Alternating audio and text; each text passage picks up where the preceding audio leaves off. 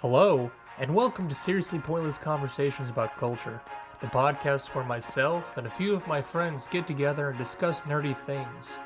Just a reminder, if you like what you're listening to, please subscribe to Seriously Pointless Conversations YouTube channel, or you can find us on your favorite podcasting apps.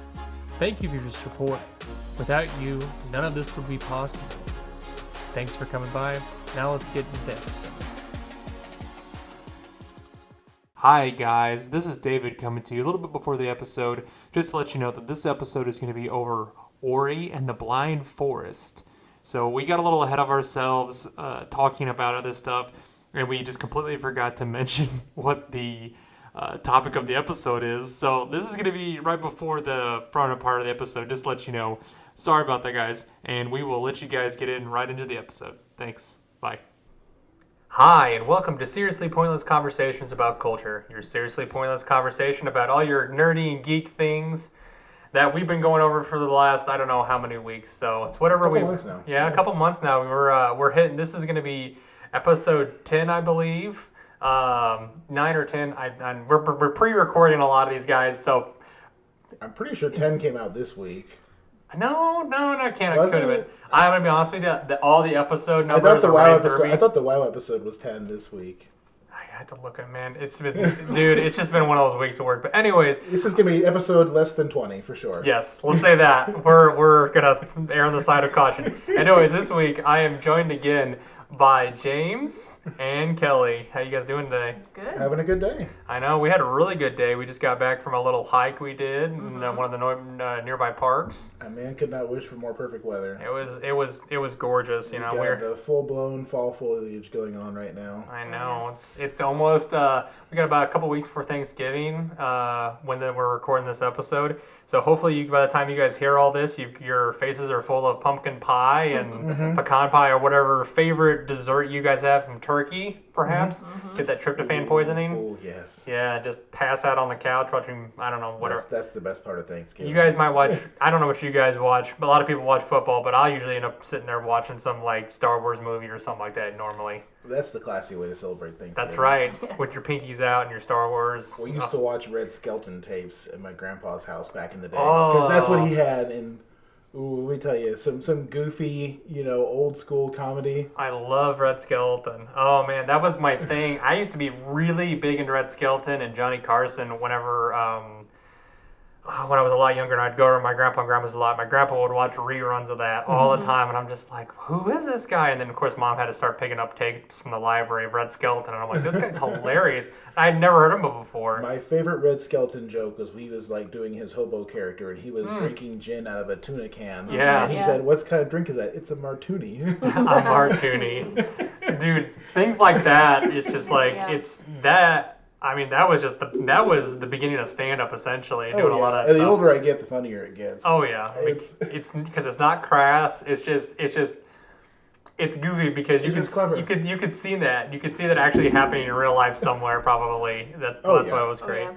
But yeah, so anyways, I know we're kind of like BSing a little bit on that kind of stuff, reminiscing on our childhood. But today's topic, if you guys, since we haven't already said it already, is going to be Ori and the Blind Forest. So before we get into that though, let's talk about some of the other video games we've been playing. Kelly, what have you been up to? I've started getting into Among Us with a couple friends online. Yeah. How many times have you been killed in a corner somewhere while you're trying to fix them? So many times.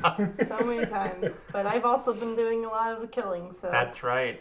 Dude, we were playing with some of the guys at work, and because it was kind of one of those slow nights, and we were just like playing a couple quick games, and it was fun. It was really fun. I've learned that I'm not as good of a liar as I thought I was. So I'll just keep it at that. It's best when you don't have to lie. Yeah. And the situation sets itself up that it's I did not lie. Oh, I did not lie. I left information out, but didn't lie. Omitting is better. So, but yeah. So what have you been playing, James? I've been playing Ori and the Blind Forest. I know, so he's been doing some homework, ladies and gentlemen. I powered through Ori and the Blind Forest over the last couple of days, and actually I finished it a couple days ago, and now I'm starting the sequel game. Oh, man. Which I think just came out like in March or something. That one's much it's newer. fairly new, actually. So they've got an excellent Switch port. It's been a blast. Those So- kind of bright colors really And work for the Switch. it just came out within the last year for the Switch. I think it's pretty very, recent. very recently. Well, the game release itself was this year. Like I want to say Yeah. like March or April. Yeah. The Switch release was very recent, I think. Oh yeah. So yeah, that's kind of what I was kind of doing. I started to play a little bit of the newest one. I believe it's Ori, Ori, however you want to call it. In the Will of the Wisp. The Will of the Wisp. Yeah. So that's the sequel to this one, and I started playing that a little bit. Haven't gotten very far into it. I got distracted by a couple different things between work because I've been trying to play a couple other games too, and yeah, I've also been on my Lego Harry Potter kick. So I got them for free off the PlayStation Now network, and I'm just like, oh, I can play these. These are great. I just start playing. I'm like, I could probably platinum these. And I'm looking at it, it's like a 40-hour platinum, but it's just collectibles and grinding. It's what it is. Yeah. They're fun though. If you don't want to think about anything for about They're a 2 good. hours They're a at good time. chill game. Yeah.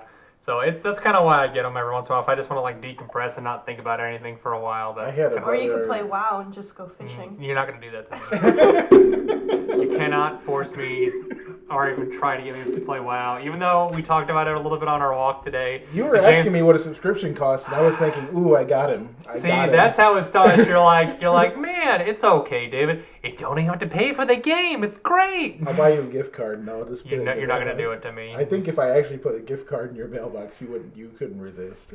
You're an awful person. You're essentially a drug dealer. You know that, right? I mean, yeah, I'm not going to deny it. That's my wife comes home one day and she's like, have you been to work yet? And I was like, I had work today? And I've just got like a crazy hair and like the beard has grown because I've been down here for like 2 months. I haven't left. Yeah, that's how that would go. It'd be So just 2,000 more honor, and I'll be exalted. I'm so close. I'm so close. I need the Bloodsail Buccaneers hat. I know. Oh my god. Yeah, you just gotta get those little extra like fancy little things. But yeah, you were telling me. So I don't know if anybody knows it, but James was telling me that they're talking about coming out with the Burning Crusade, possibly. Nothing official has been said, but it definitely looks like it. So if you guys like the WoW Classic, I mean, there's always an option. I'm very hopeful that it's going to come out because for me, Burning Crusade was peak WoW. Oh, we already did a WoW video, but That's okay. But like I said, if you guys, just to give you a heads up, that might be coming in the future. I speculate that it is probably going to be coming, but don't take our word for it. Keep your eyes on the horizon for that, and hopefully it comes out in the next hopefully the next year or so. That's what I would kind of think. I think they're probably going to release it after they pop out this next expansion. I think probably. Shadowlands is going to be this fall, and Yeah. if I had to guess, I think Burning Crusade will be springtime. That would Because make they sense. haven't released Nax yet on Classic, and they're going to want to give people time to play that for a few months. Oh yeah. So if I had to guess, March, April, something like that, I bet they're going to come out with WoW, TBC, Classic. That would be fun. Yep. So, but yeah, so that's kind of a wrap up of kind of what we were playing. Like I said, guys, like I've said before, if you guys want to share with us what you guys have been playing, let us know. Post it on our web pages, our Facebook, any of that stuff. Just let us know because we want to have a conversation with you guys. Yeah, we'll play it too and talk about it. That's right. And if you guys want to team up with us and try to get some stuff done and play whatever game, we can help you do whatever you want, or you can help us, however you want to do it. Like I said, that's the whole point, is to share and enjoy the games. So, talking about sharing games, let's get into this a little bit. The Ori and the Blind Forest kind of rundown. So, what do you guys? I know you just played it, James, I Yes. did. and I know Kelly has been watching you play it a little I bit. have been watching him play. 99% it. I didn't 100%. I didn't 100% it. God. Well, it has this I'm annoying there thing. to point out all the things he's missed because It he's has this tried. really annoying thing where you can collect all the big collectibles, but it doesn't give you 100% completion on the Yeah. map until you've actually collected all the little consumable energy crystals and stuff. Yes. And so you can finish the whole map, and if you didn't break one rock, it doesn't count it. Yep. Yes. So like I said, I had 99% at the game. And you're just like, I think I've done my job here. I wasn't going to go back over every single era and break every single pebble again. It wasn't worth it. I don't blame you at all, because there's sometimes where I do that in games where it's just like you get to the point you finish the storyline and you're like, well, I like this game enough, I'll play through it all again and I'll get the collectibles and do the other extra little trials or whatever it is. You're like, but I'm probably gonna look at a video and watch somebody where I need to go for this, or read a fact or game fact or something like that, just try to see where I need to go or what I need to do. And there's always that one, if it's a hard enough game, there's always that one, like, 1% somewhere, and you're like, I do not want to take the time and go through all this all over again and try to find There's it. some really challenging jumping puzzles in Ori. Oh, yeah. Most of it's pretty chill, but there's a couple spots that are brutal. So kind of going off of that, so that's the kind of whole basis of the game, though, isn't it? It's a big jumping. Yeah, it's like a Metroidvania style 2D platformer. Yeah. And for me, the core of the game is really just its movement mechanics. It's a really smooth platformer. I know, and you wouldn't think that just like looking at the cover art. When I remember when I looked at it, I thought it was going to be something like, you remember Dust Elysium Tale at all? Yeah. I kind of thought it was going to be something like that, like the maybe a little like a 3D or a 2.5D rendered side scroller. And then when I started playing it, I started seeing it was more of like a puzzle type game a little bit. I was expecting it to be more like the Blind Prince and some of those other very artsy, very story-driven kind of dumpster fire games are essentially just one big long movie that has some kind of walking sequences between walking it. sequences and a few puzzles. And that's why I hadn't really played Ori till now, despite its general acclaim. Yeah. But I'm glad I did because I really love this style of game. Yeah, and it was these kind fun of to watch. Yeah, these kind of exploration even just games sitting are my there. jam. So. Oh yeah, man. I remember. So kind of running off that a little bit. Do you remember? I remember the first time I ever played anything Castlevania, like some of the first couple of Vanias, like Symphony of the Night. Symphony of the Night, like Aria of the Moon, those type of things. Oh man, that's those just were great. Perfect. I mean, especially Symphony of the Night, where like you can literally flip the whole. You go to I can't remember. Is it the second half of the game where you figure out you literally flip the castle gets flipped upside down, and you have to find everything all over again. Oh no! And you're just sitting there going, holy crap! And I was when I was playing this, I remember thinking, please God, don't do something like that to me, because I will probably throw my controller down in anger a little bit. They're going to. No, which was the one that had all the souls in it? That was Aria of the Moon, I think. That was Aria of the Moon, yeah. Aria of Sorrow. Aria of Sorrow, that's it. Yeah, I played that. I collected every soul in that game, and it took a very long time. And that's the one where it's on the 3DS, isn't it? Where you do the stylus, or is it? I did not play it on the 3DS. Gee, I wonder where you played it at, James. I was a poor college student. Don't judge me. There's no judgment here. If anybody knows us, like I said, we're emulator fiends. I don't do that anymore. That's right, because we're big boys and we have jobs. Now I can afford to buy real games. That's right. I'm a big boy. I can buy my own games. That's what I do, anyways. At least so. Yes. But it's fun. So, like, have you played anything similar to that, Kelly, at all, or? I probably Hollow Knight would be the closest thing I've played. Definitely a different level of difficulty, though. There, I mean, Hollow Knight's one of those. I mean, what else? But it seems like in the There's last a lot of 2D ones. Castlevania has been the biggest source of that type of thing. Yeah. Lately. So they've come out with even if you just do with like Cave Story a little bit. Cave Story was good.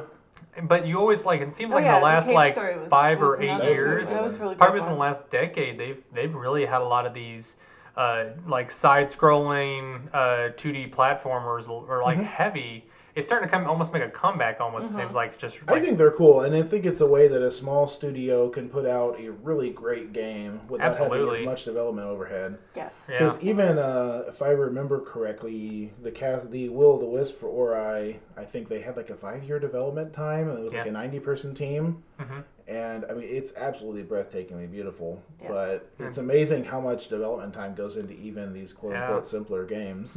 Well, that's one of the things is like if they could put the time and effort into it, if they can get stuff like they do with this one where they end up winning awards like for best artistry and I cannot remember. Let me look it up real quick. What all did they win? I know that they won a ton of stuff. They won a ton of things. So on the award side, I know we're jumping ahead a little bit, but they won numerous best art direction awards, music, animation awards. And it's been generally praised for getting, most of the average gamers reviews from the sites that they get are like 9 out of 10s, and that's just for Their Steam Metacritic was over 90 whenever I looked it up, which is insane. And that was before Microsoft even got involved with them, because Microsoft, I think, ended up buying the studio by they were part of the way through the development of it. Yeah, they helped push it out the door. Oh, absolutely. So they started making the game. It was Moon Studios that actually started making the game. It was, like you said, they did 5 years for this last one. Yeah. The first one was for over, course, about 4 years by Moon Studios, and started in development in 2005. Or I'm sorry, they originally started developing it in 2001 and was released in 2005. I apologize. And so since Microsoft got involved in it, they obviously first released it for the PC and the Xbox, which is, I think, it's kind of why it took a little bit to get to the other platforms, because I don't even know if it's released for the PlayStation or not. I think it eventually ended up getting there. I know it's on PC. I know I played it on Switch. I imagine it has to be on PlayStation by now. I would think so. See, I played it on my PC, which is where I originally saw it, which I streamed it for a little bit. That was actually one of the first games I actually streamed, because I was like, I remember starting to play it, and I was just like, I have to share this because it's just gorgeous. It is gorgeous. It was just gorgeous to watch, beautiful. and it's also, but it's gorgeous, but at the same time, it can kind of be frustrating at certain points. Yep. So I think they did a really great job in this game with the art direction in general, because like the different areas of the map feel very different. They've done a good job with the music. They've done a good job with the sprite arts and everything. So where it looks and feels like distinct parts of this big forest, and it's exactly really cool. So with that, I was reading a little bit on it, and they really said they wanted to try and make sure that the way the art style was set up, no two frames are the same. Like each of those areas, like so if you move, like once you move out of one area, you will literally never see the same plant. Which they go in and they do totally different foliage, plant life, trees, everything. It all looks different. Which it really shows, because a lot of these kind of more cheaply produced side scrollers, especially copy and paste, and platforms I think platformers are notorious for this, because if they're not really trying to mix it up, platforming mechanics can get very repetitive. Yeah. And there's only so many different stone platforms you can put in a game before it starts to get kind of old. And it's so easy to get lost in some of those, especially if you have to go back and forth between different ones. It's hard to navigate. Yeah, and a lot of times if you have some of these smaller development teams, it's just a time crunch, and it's the easiest thing for them to just copy and paste the same looking thing over and over, because they use a lot of these computer programs after they get the concept art out, and it's just a time crunch thing. Eventually, that's what it comes down to. Yeah. But it was just the amount of work that they put into it. It was really kind of interesting, though, reading about like the kind of thoughts and feelings that they had behind it and the things they were looking at. So they were really, like you said, they were looking at primary sources they were looking at were like Rayman and Metroid, which Rayman, that's the one I did. Rayman's in the original Rayman, not like the most recent one. Yeah, the newer ones are a little different. They got more like a Donkey Kong feel going on. They definitely do, but they were really looking at that. But they were really looking at that for like gameplay and stuff. But they also were kind of fixated on this idea of coming of age, which you can see that a lot in this game. Definitely. I know this game's been out for a while, but if anybody's listening to this is a spoiler at this point about like storyline and any of the themes that are in this game. So they really seemed to hit heavy on this coming of age thing, and they really wanted to try and make it feel like they said they pulled inspiration mainly from like Lion King and the Iron Giant, which you can see that a lot in those, where like these kids that they lose a parent or they don't have a parent here anymore, and they kind of have to learn to grow up a little bit, and you see that in this like almost immediately. So yeah, there's some pretty heavy stuff like in the first 10 minutes of the game. Yeah. They sucked me in, I have to admit. Yeah. So you're thinking, so you're watching them, and it's like this, I don't know how to describe the creature that is it's like this little like spirit fox type thing. Yeah, that's like taking care of her, Well, that's no, I'm sorry. That's the That's thing. Ori. That Ori is the little spirit thing. And what's the parent Naru. type? Naru. Okay. I don't think they ever. She's kind of like an owlbear. If you That's play D&D, that's kind of what I was thinking. with I the would left call fur, her too. less feathers, more bear than owl, but it's kind of an owlbear. But she kind of like takes her in. And I don't know about you, but during that first cutscene when you're walking as Naru across the screen, like the giant belly that plunges up and down with every step, I'm like, wow, this is like. Yeah, really.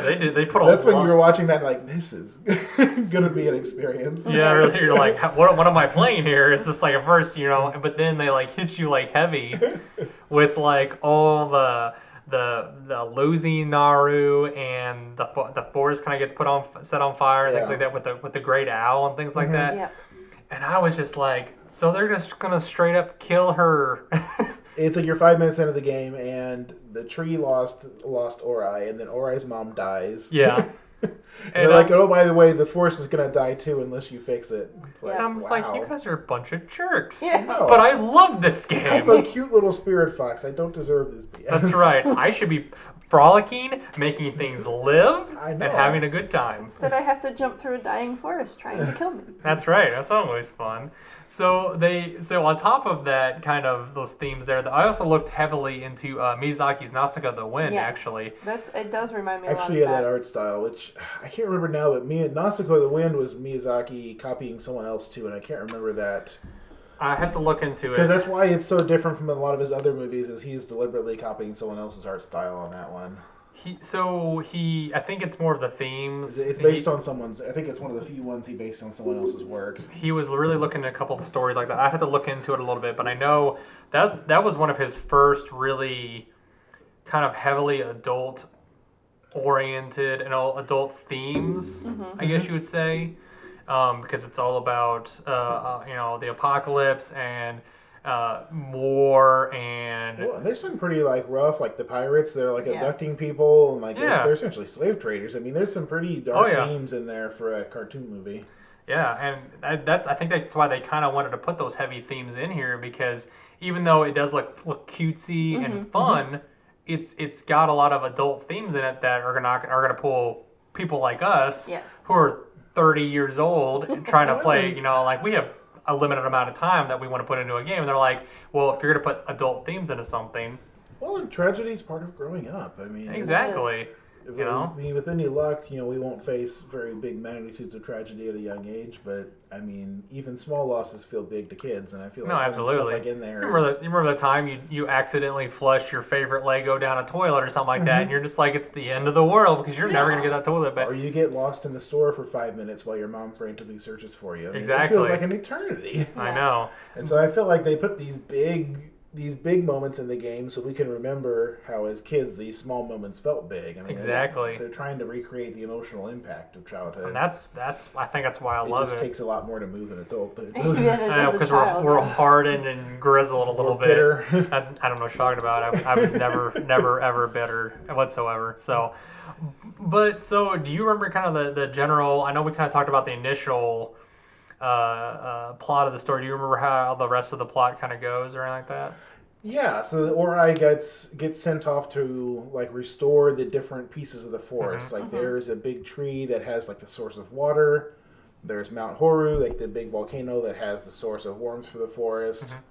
And there's a wind one, which inexplicably is in like the icy like mechanical fortress. That was a weird theme. It was a cool level, but it was very strange. The theming choice was a little strange on that one. It happens. So like you restore all these big parts of the forest, and you like restore the spirit tree to life. And that's kind of the whole thing. So do you remember?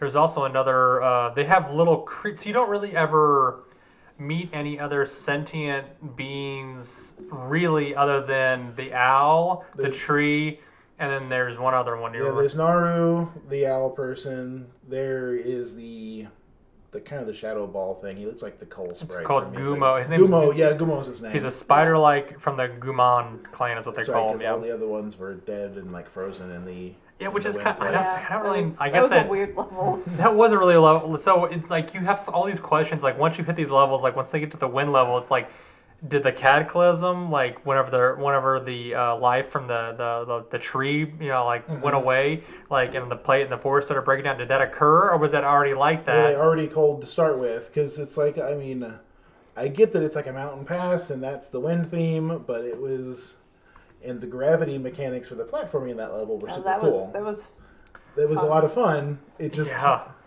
for me, I'm like, I was expecting the warmth to be there because it's so cold. Like, oh, if you restore the warmth, then it's going to warm up. But Yeah, no, it didn't. No. It just, yeah. But they have a lot. So they did that. They really took like each of the elements and kind of put them in their own level. Like you have the water level, you have the fire level, you have the wind level, and then is there an earth level in there somewhere? no, there's like an introductory segment, which I guess you could. It's not like an earth element, no. Or There's- maybe there's maybe just I'm the thinking three more. big- There's just the three big elements. Yeah, that's for what I this one. thought. Yeah, I couldn't remember if there was one or not. But If you play the definitive edition, which is like the remastered one, Yeah. there's like 2 bonus areas, which are so I actually have both. both. Because I totally forgot that I had bought it previously, and I like bought it on Steam because it was on sale, and I looked at it and I'm like, wait a minute, I already have this. Why is there Ori Definitive Edition and Ori Regular? And I'm like, well, looks like I bought both of them. Yes.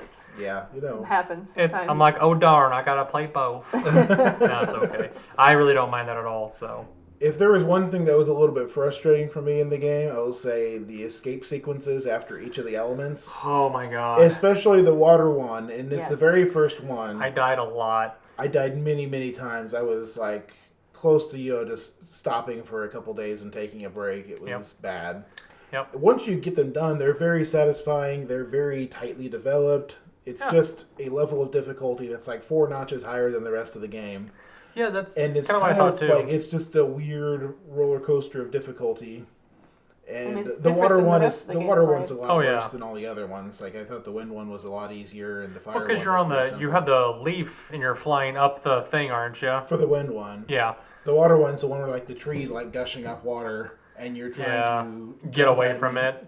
at an incredible pace. And if you're trying to pick up the pickups on the way, like I was, it gets the timing is very tight. Yes. Yeah, you have a couple seconds, if that, to try to get through If it. that, the margin is very small. Yeah. At that point, you don't have much health pool, and so you can't really touch the spikes, or you'll die super fast. Yep.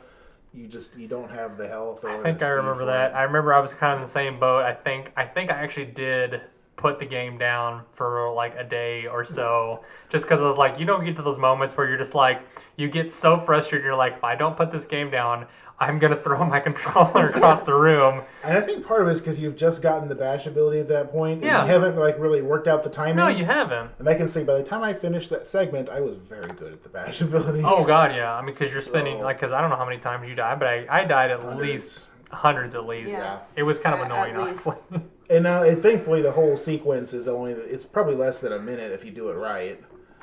It's just it's very challenging. It is. So I was trying to think about any other portions of the game that were kind of like annoying, but I think that's honestly that was the Well, one I could figuring remember. out the gravity, the shifting one in the ice level, that took a little bit to. It only took 1 or 2 tries. That was figure out, That was like, fine. Well, there was that one section though that you took forever to get past. Yeah, that's also because you guys were there talking and distracting me too. That's true. A gamer needs quiet. So No, I think Mount Horu, the fire temple, Yeah. was the other one that was a little strange because they have you like climb to the top and then you clear out these puzzles as you go down, and like the lava recedes as you go. And all the puzzles in the rooms were cool. I just thought it was a little weird the way you're like jumping from side to side, going down. It was just a little bit backtracky, but it was a little that's a bit. small criticism for an otherwise really Yes. awesome game, though. It truly was. So I know we kind of like as you kind of like progress through the game and you get each element and you kind of like start to restore the forest. Do you remember kind of how the game kind of concludes a little bit? I do. Which And is why- mentioning restoring the forest. That's one of the cooler things about the game is like as you restore each element, the forest changes. Yeah. So like So- the water gets purified, Yeah, and and then you the can wind actually go in. shows up. It opens up a bunch of different like It areas. opens up a lot of which areas. is why it kind of feels like that more Metroidvania, which is you find a different weapon, a different element. Mentioning the game conclusion, though, it's interesting because the owl character, like the big owl, who's kind of the villain, you see them at the beginning. Her name is Kuro. Kuro, that's right. And you see her at the beginning stealing the light from the spirit tree. Yeah. And then about halfway through, you get this cutscene where you can see that, well, she stole the light from the spirit tree because something with the spirit tree was killing her babies. Yeah. And so it's like, now don't do that to me. I just want to hate this person. Yeah, I want. They're a bad person and they should be hated. When you're like, it's killing her babies. Like, if it was my child, I would want to protect them. I would burn the forest down for my babies. Exactly. Yeah, I get it. So I mean, people understand that impulse. Absolutely, and it's just like you want to do everything in your power, but at the same time, she affected so many other people in the forest without even thinking about it and not knowing that probably, or not caring at that point. And then you get to that last sequence on Mount Horu when you're running through when you restore the fire element, and then she just shows up at the peak of the mountain. Yes. And this bird is like literally chasing you down the mountain trying to kill you. Like she's throwing rocks at you, she's swooping back and forth, across the 2D plane. I remember, And like if you go too slow, she'll just reach out and like eat you off the screen. I mean, it's terrifying. Yeah, and then you get to that one, like the very end of it where she lands and you're thinking, oh God, I have to actually have a big boss battle with her now. Something that you haven't had to deal with at all throughout this game. You're like, why are you going to throw this at me?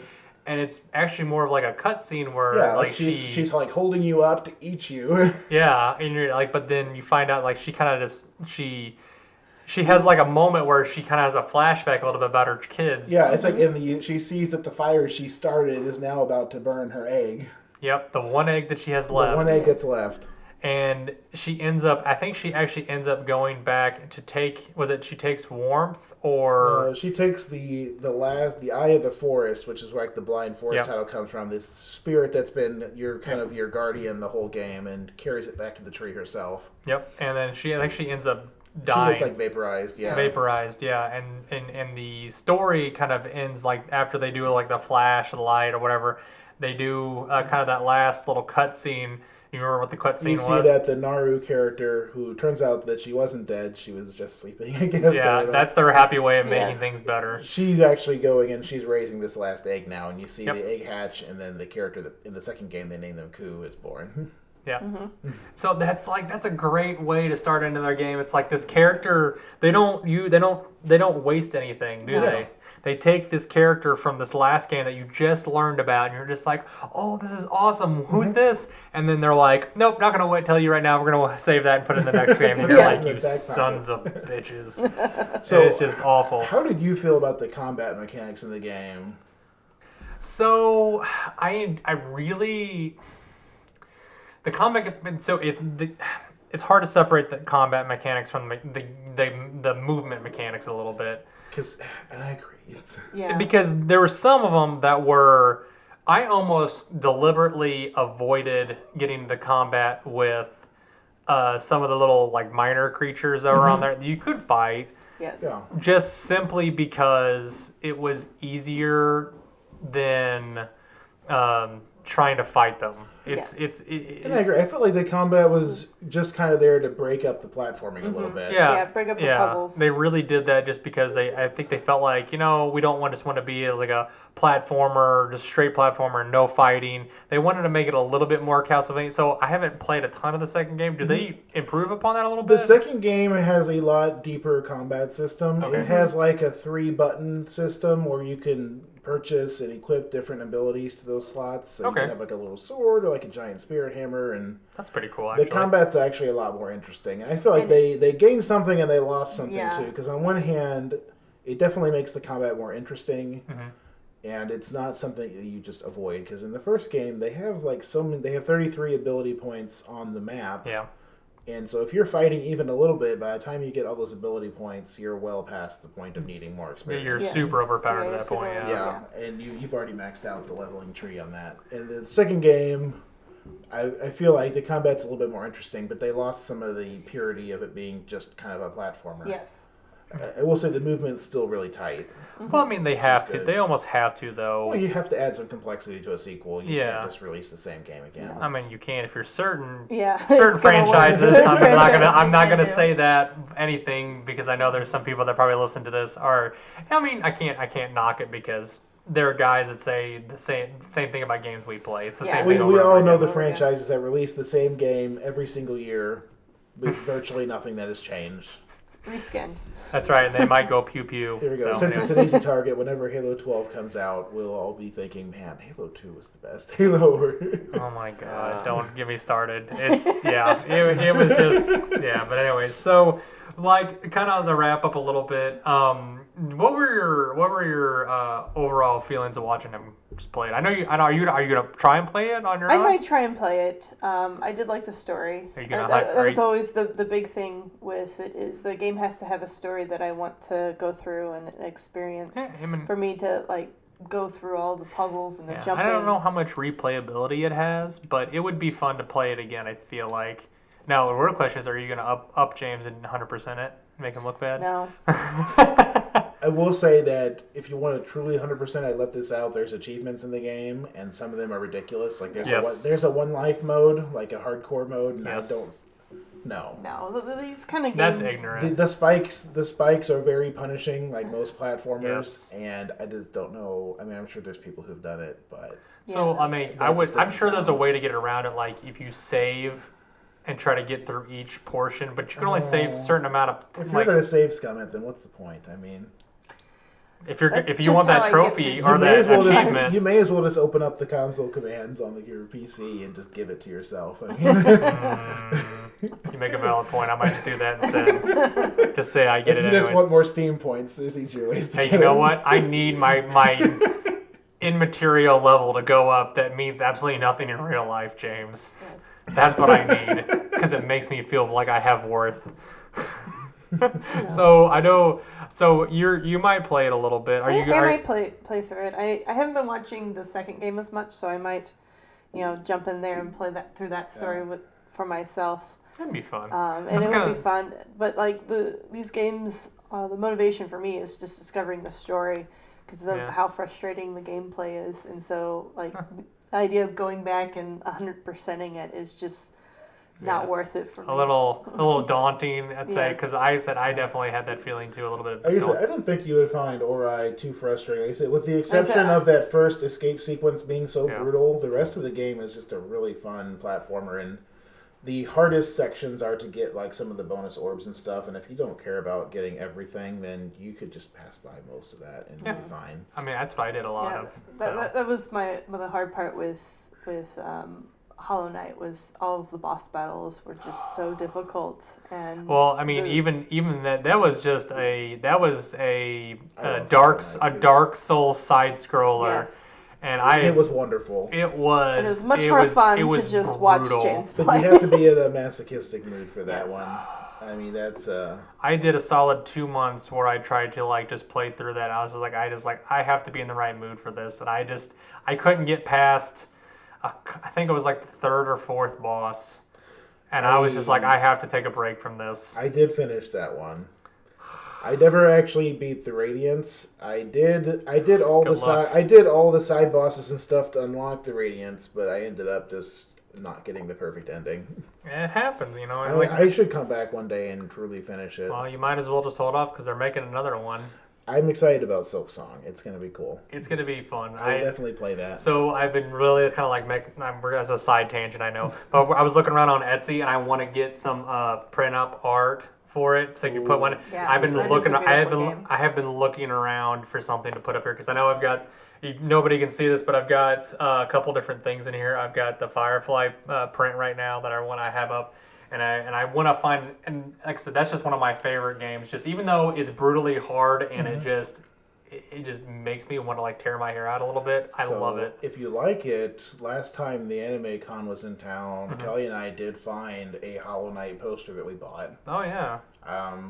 Heck, I could give you that one, or we could. I'm sure the artist name is written on the back of it. You could call them up and order it. We can find that. Yeah, or we can find them online. I'm sure they got some. That's another plug, guys. If you guys are in the area of Southeast Missouri, Cape has a anime convention and a Comic Con. I don't know if they're going to have it again this year with everything going on, but go there, guys. Small conventions are where it's at. It's not like going to some of these big ones where you have to like move and shuffle around people, and you can find some supporting local people and local vendors is. Yeah, it's what I'm all about. And so it's nice unless you're going to a panel. you could go and see it all in a couple of hours. Like James took a lunch break last time. It's great. That's what we did for lunch. I know. Yeah. I think the only other anime convention that I went to that I truly enjoyed was the one down in, I think it was Dallas. See, I've never been to a big one like you went to. We went down there, but the thing was, I will say I did love your Alex Louise Armstrong cosplay. Oh, yeah. That's right, I did. That was the one time I've completely shaved my head. You had the little. I had the curl, and I found the mustache, and I used Gummer's as it was Spirit gum. Spirit gum. That's what it was, to put on that mustache. And I was surprised how many people were like, "Wow, you did a really good job." I'm sure you got some attention. Yeah. So shout out to my mom because she helped make that costume because there was no way I was going to be able to afford to buy one. I kind of always assumed that Jackie had made it for you. I didn't. No, my mom made that, and I love you, Mom, if you're ever listening. But if you ever want, I still have that costume, actually. I'm never going to throw it away because it was great. Because she made it to where I can actually, you can tighten it up or loosen it out if you need to. So I might in the future, if I can ever, grow my hair back out and do that again, I might do that again. Just because I think I've got the gloves still. I'm going to try, I would have to order, I'm going to order gloves if I do that next time. But it was really cool. Brotherhood was this was before Brotherhood came out, and that was so popular that I'm sure that you can just order a costume these days if you really wanted to. Oh my god, dude! So that's another argument we're gonna have later on. I don't know if I'm gonna have James on for this one or if it's gonna be my buddy from work, but I told him we're gonna either do Full Metal Alchemist or Full Metal Alchemist Brotherhood, and they're both amazing. I could tell you what my vote would be now. No hesitation. Dude, I love Brotherhood. I was gonna say Brotherhood, no hesitation. Yeah. Absolutely. And I grew up on the first one first, but. Brotherhood was something else. You actually introduced me to it, which is phenomenal. So, wow, that was a huge long tangent, but I love it anyways. So, so are you? I know you loved it. So you loved the game so much, James, that you've already started to play on the other one. I went straight to the sequel, which I was nervous. I had to make him take a break because I didn't want him to ruin the game for himself. Well, and I gotta say, this is a credit to the guys who did the sequel. I've done that before. I went straight from Dark Souls 2 to Dark Souls 3, for example, and I just had to set it down and stop because I just wasn't ready to do the same thing again. Yeah. They've kept enough of the core platforming mechanics that it still feels like a smooth, fast platformer, but they mix things up enough that it's still satisfying just to go right into the second game. So it's still a good game. Yeah. We can review it later, I guess. We'll get into it a little bit probably later on after we get into after we both complete it because like I said, it's gonna have to take us. Probably it's going to be a few months before we both get into it. It definitely has a bit of feature bloat compared to the first one. It's not the satisfying, smooth experience the first game is, but there's more to it to chew on too. So it's kind of depends on your taste, I think. So, like I said, we'll get into that a little bit more whenever we both finish it. But I from what I've seen of it so far, it's good. I'm enjoying it. I'm enjoying it so far. And I said, hopefully, if Kelly gets into it, we can all really dig into it and chew into it a little bit more. But yeah, I thoroughly enjoyed the first one enough that I will definitely go all the way and at least definitely finish the storyline on the second one. I don't know if I'm going to 99% the second one, but we'll see. We're definitely going to have something like that. But like I said, obviously, it's so well received overall. But like I said, we've already talked about the awards that it received. I mean, it's been released on almost every platform that I can think of.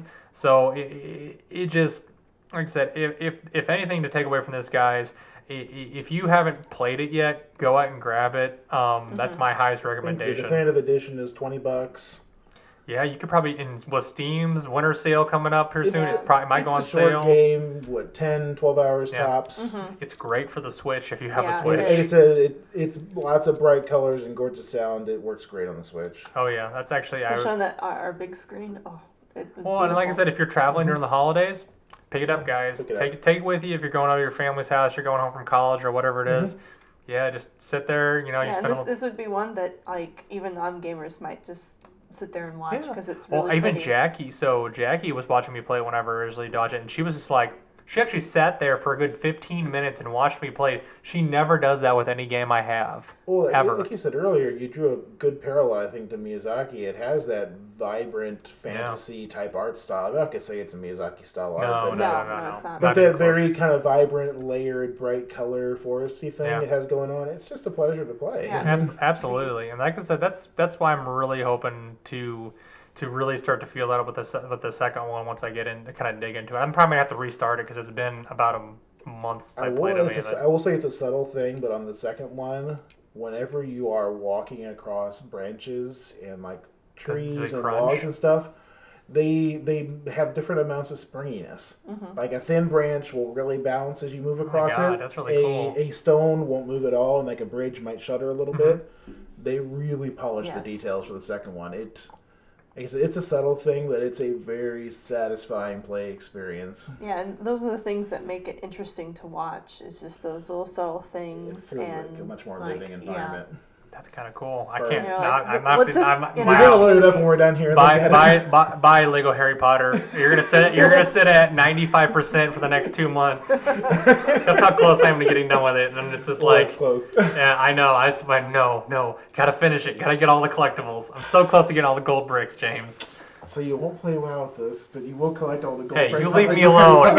Everyone has their drug of choice. You understand? Fair enough. That's So, true. anyways, guys, that's going to be our episode for Ori the Blind Forest before we devolve into critiquing each other's life choices on video games. So, like I said, if you guys have liked what you guys have heard here... That Lego Harry Potter is like the pot of video games. I mean, it's like a chill kind of mellow. Seriously, you just said you were going to do this already at the end of every episode? Okay, we'll just stop. Yeah, okay. God dang. See, this is what I have to deal with, ladies and gents. So anyways, I hope you guys enjoyed the episode. And if you guys have any critiques or like that, just let us know. I know Kelly's already given me some things to think about, and we're definitely going to try and incorporate those into the podcast to make them a lot more pleasant for you guys. Because, like I said, that's our whole point here, is to enjoy ourselves and improve upon how we're doing things here for you guys and gals. So, anyways, hope you guys have a wonderful holiday season. Enjoy the leaves falling. Kelly and James, I want to thank you guys for coming in and talking with me. And Always a pleasure. I know, and hopefully, like I said, we'll be back next week. I don't know if you guys will be here, but maybe it's Jackie. I don't know. We'll figure it out. We'll figure it out. But again, thanks guys for showing up, and everybody, thanks for seeing us. All right, have a nice day, guys. Bye. If you're interested in keeping up to date with new episodes on our channel, add us on any of your favorite podcasting apps, or subscribe to our YouTube channel at Seriously Pointless Conversations.